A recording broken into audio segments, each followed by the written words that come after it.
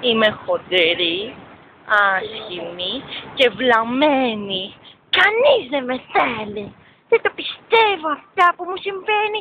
Είμαι άσχημη, κοίταξέ με. Κι αυτός, τόσο άσχημος, τόσο ηλίθιος φαίνεται. Το παίζει εγωίστη, το παίζει πια.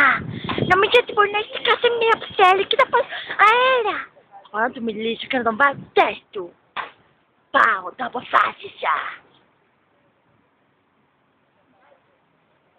Είμαι και κουτσί, το ξέχασα αυτό. Αγοράκι, ποιος νομίζεις ότι είσαι τέλος πάντων? Εγώ είμαι ο Θεός, ο ένας και μοναδικός, δεν το καταλαβαίνεις, εσύ τον μπάζω, ποια είσαι? Εγώ το ξέρω τουλάχιστον ότι είμαι χοντρή, άσχημη και κουτσί, ενώ εσύ και πώς είσαι? Κοίτα πώς είσαι! Είσαι χάλια! Εγώ, μωρή, εγώ που σου αλλάξω τα φώτα, εγώ.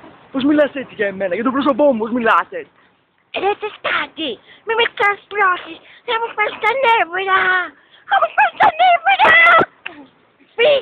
Φύγε, δεν θέλω σκάρα στην πλατεία. Η πλατεία μου ανήκει! Φύγε! Δεν φεύγω, θα μείνω όλη νύχτα στην πόρτα σου. Όχι, δεν είναι κάτι αλήθεια.